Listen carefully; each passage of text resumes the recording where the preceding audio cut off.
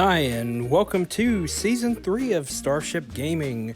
The whole Kappa situation we talked about last season, it has taken full effect. I don't know how it will affect YouTube yet, but we've made it to Season 3, so yay for us. Hopefully we can continue making videos, but until then, we'll just have to play it by ear. So today, we are going to talk about one of the strangest, I guess you could say, not really so much strange, but a game that you didn't know existed that's based on a movie. This will be the probably the first line of several of these that we talk about. Games you didn't know existed for movies, But this is The Fifth Element for Sony PlayStation or PS1. This is actually from my personal collection. And,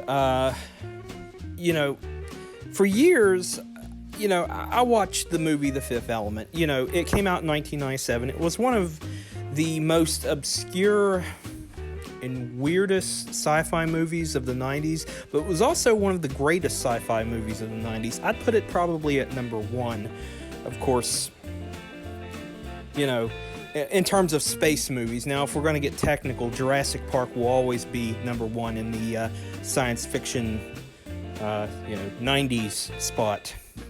But this is a game that not a lot of people knew existed. And the reason why is that it's just so damn obscure. It was hardly advertised, especially in the United States. It was just hardly advertised. It wasn't talked about much. I mean, hell, I don't think it was talked about much at all. Up until at least in the past 5 years. But this came out in 1998, a little bit over a year, I believe, after the movie came out. And this was a game that I didn't play until about 2 years ago when I acquired a copy.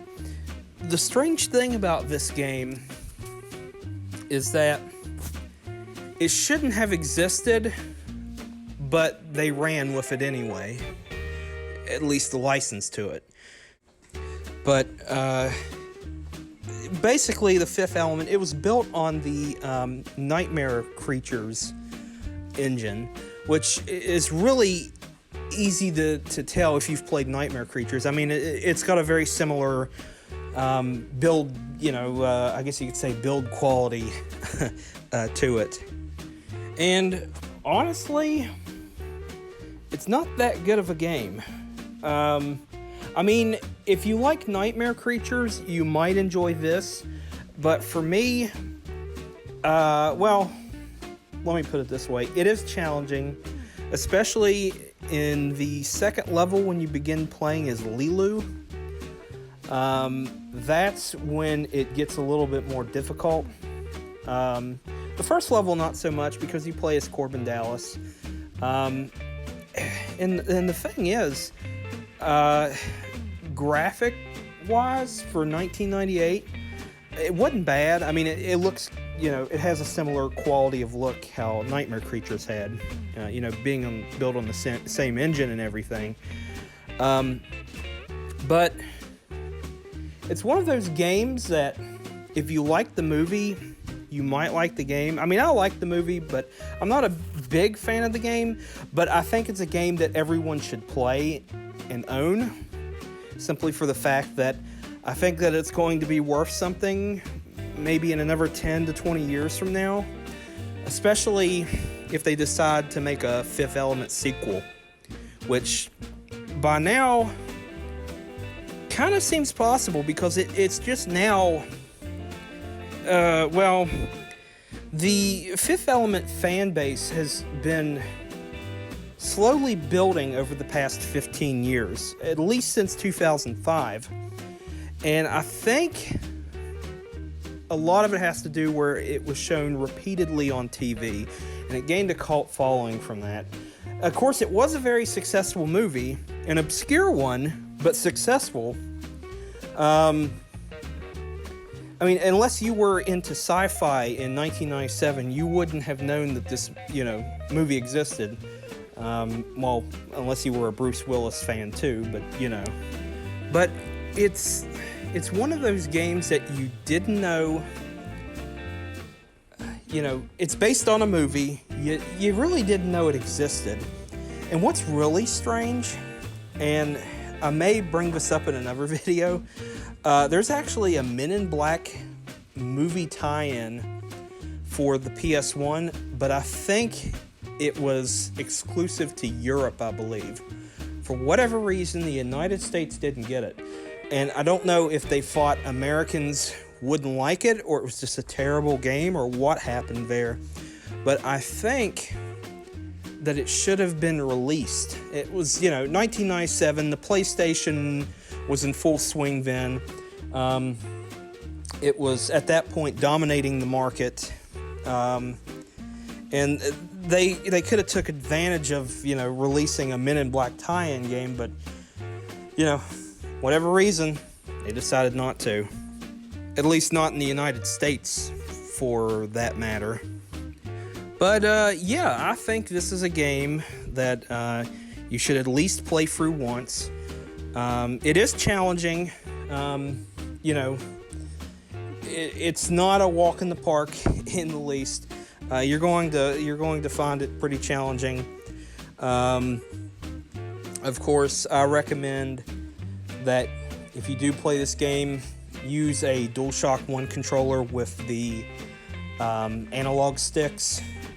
I made it difficult on myself. The first 2 playthroughs of this a few years ago, I used just an original PS1 controller without the analog sticks. It's pretty difficult. I got through it, but it is what it is.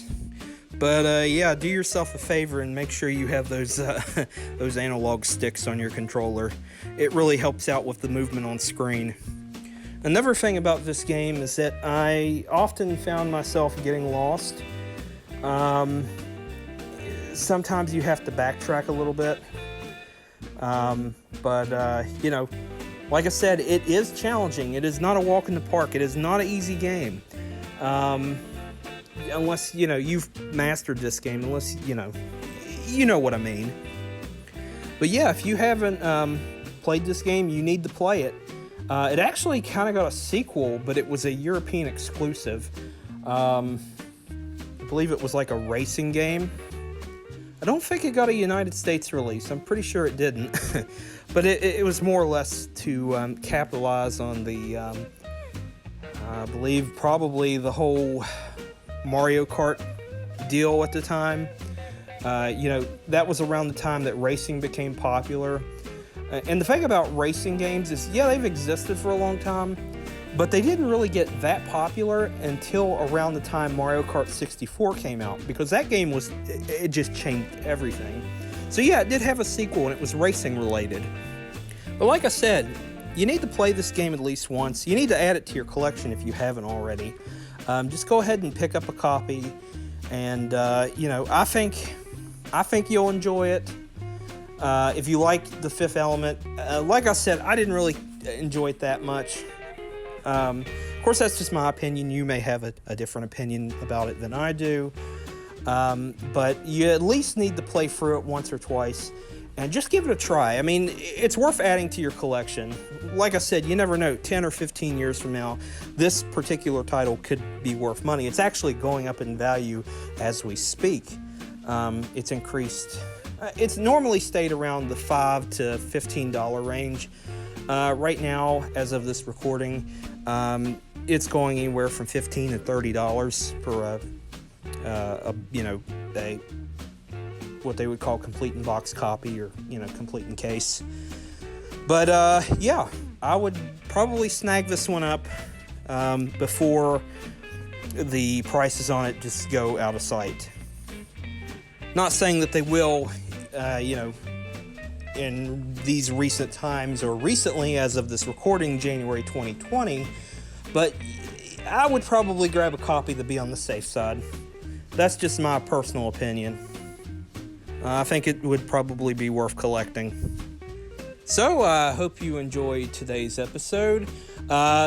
This is kind of, like I said, originally I was going to release a video on the 11th or 10th or 11th, and then I changed it to the 20th. This is more or less just a Season 3 preview of what's to come. Normal episodes will resume on the 20th. I just wanted to give a preview of the new season. This is just kind of a surprise recording, spur of the moment thing. So if you're wondering why it's kind of early, that's why. But if you haven't watched our past videos, you have a lot of catching up to do, my friend. So go back and watch our past videos. Of course, all of our videos are not monetized. These videos are meant for adults, so they are not meant for anyone under 16. These videos are meant for collectors and for people who like facts and just like everything about video games. So these videos are very much for adults and collectors. So I hope you enjoyed today's episode. Don't forget to like and subscribe. It really helps out if you do. It helps our channel grow, helps us, be motivated to make more videos. And don't forget to hit the bell if you want notifications of when we make more awesome videos. And until next time, I will see ya.